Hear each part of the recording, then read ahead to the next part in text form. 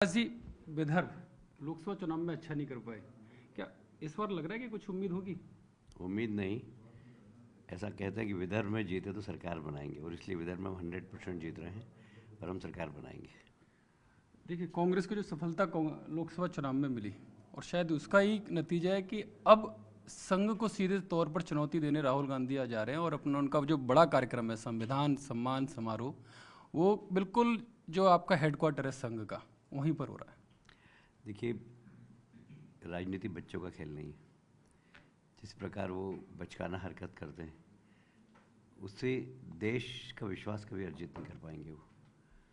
जहाँ तक संविधान सम्मान की बात है तो मैं समझता हूँ कि भारत के संविधान की धज्जियाँ जितने उनके खानदान ने उड़ाई है उतनी किसी ने नहीं उड़ाई। लोगों ने सदन के अंदर बिल फटते हुए देखा है, लोगों ने आपातकाल देखा है, लोगों ने धारा 370 लगते हुए देखा है जब बाबा साहब अम्बेडकर ने कहा था कि संविधान की आत्महत्या है। और इसलिए मैं समझता हूँ कि यह नैरेटिव लोकसभा में चल गया पर अब नहीं चलेगा, इनका चेहरा बेनकाब हो गया है। लेकिन जिस तरह के समीकरण इस पूरे विदर्भ में है, खासकर ग्रामीण इलाकों में, वहाँ पर संघ भी इतना मजबूत नहीं है, वहाँ पर जो बीजेपी है वो भी मजबूत नहीं है और वो लोकसभा चुनाव में देखने को भी मिला। और खासकर जो दलित और मुस्लिम वोटर है वो भी आपके खिलाफ है, तो किस तरह से क्या रणनीति रहेगी? देखिए, कोई खिलाफ नहीं हमारे। आज गरीब कल्याण की योजनाएं आज हर गरीब के पास पहुंच रही है, चाहे वो मुस्लिम हो चाहे वो दलित हो।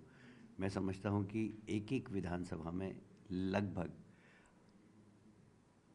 कम से कम 1 लाख लाडली बहनाएं हैं जिनको प्रति माह 1500 रुपये मिल रहा है। और कांग्रेस ने घोषणा कर दी कि हम ये बंद कर देंगे। हाईकोर्ट में रेट लगाई उन्होंने। कोई भी बहन ये नहीं चाहती कि उसकी जो पॉकेट मनी आ रही वो बंद हो, बल्कि हमारे मुख्यमंत्री जी श्री शिंदे जी ने और देवेंद्र भाऊ ने घोषणा कर दी कि हम अब इसको आगे भी बढ़ाएंगे, 2100 करेंगे, उसके बाद 3000 तक ले जाएंगे। तो लोगों को विश्वास है कि भारतीय जनता पार्टी जो कहती है वो करती है। कांग्रेस ने भी घोषणा की थी हिमाचल प्रदेश में कि हम महिलाओं को एक सम्मान राशि देंगे, नहीं दे पा रहे हैं वो। कर्नाटक में बहुत बुरे हालत है। तो कांग्रेस ने कभी अपना वादा पूरा नहीं किया, इसलिए कांग्रेस के प्रति जनता का विश्वास नहीं है। एक नारा चल रहा है, खासकर महाराष्ट्र झारखंड में भी वो दिखाई दे रहा है कि बटेंगे तो कटेंगे। क्या आपको लगता है उस नारे का असर यहाँ पर होगा? देखिए, सब दूर होगा। आप तो यहाँ की बात कर रहे हैं, मैंने कनाडा में सुना उस नारे को और उसका असर हुआ। वहाँ पर भी लोग एकत्रित हो गए और कनाडा के जनजीवन को उन्होंने अस्त व्यस्त कर दिया।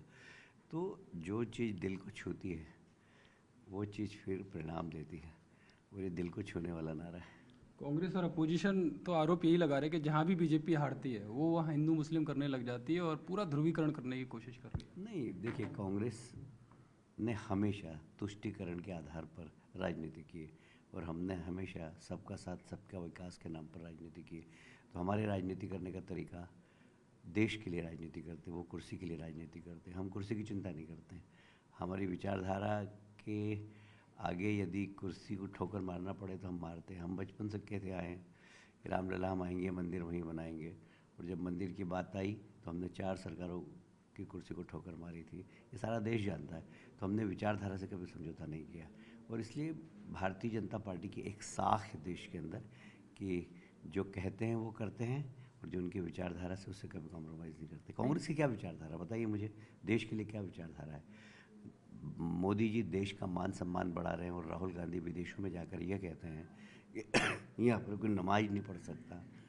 बताइए कि हमारे देश के अंदर ऐसा है कि कोई मुस्लिम भाई नमाज नहीं पढ़ सकता?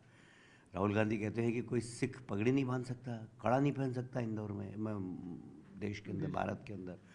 पर अब आप समझ लीजिए, इतना बड़ा झूठ विदेशों में जाकर भारत को बदनाम करने की साजिश राहुल गांधी कर रहे हैं, और कौन उनके ऊपर विश्वास करेगा? लेकिन आप कह रहे हैं बटेंगे तो कटेंगे और सबका साथ सबका विकास, दोनों में अंतर नहीं दिखाई दे रहा, बिल्कुल एक दूसरे के विपरीत दिखाई दे रहे हैं। बिल्कुल भी नहीं।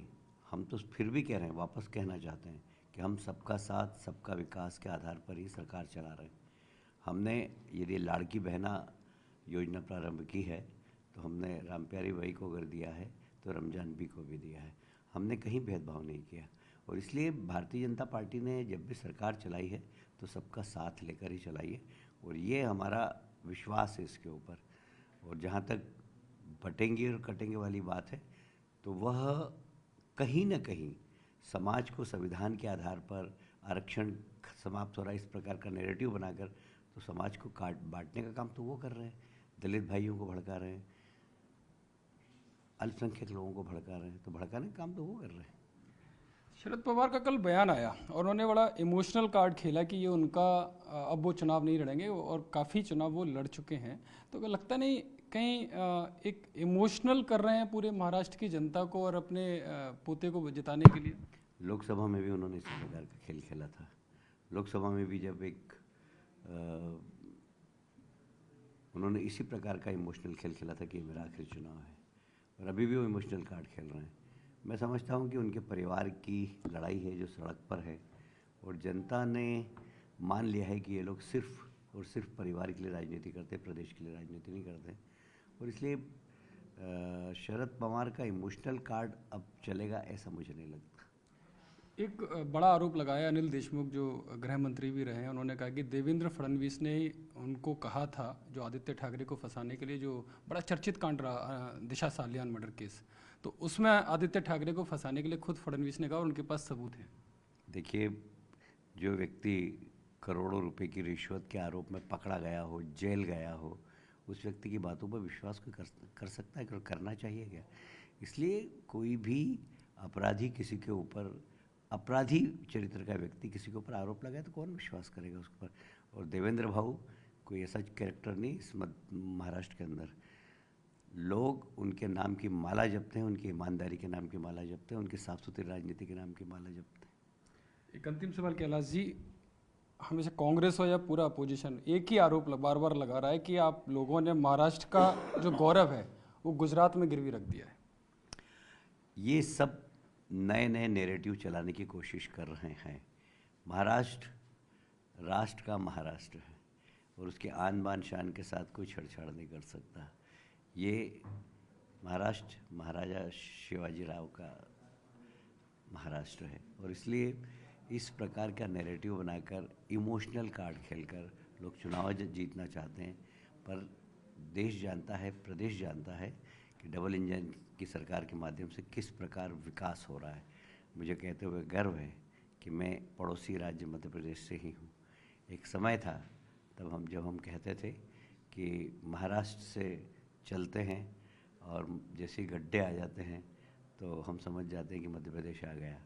आज मध्य प्रदेश और महाराष्ट्र की सड़कें ऐसी हो गई कि पता ही नहीं लगता मध्य प्रदेश से आते हैं और महाराष्ट्र में कब चले जाते हैं। ऐसी शानदार सड़कें महाराष्ट्र में भी है, मध्य प्रदेश में भी है।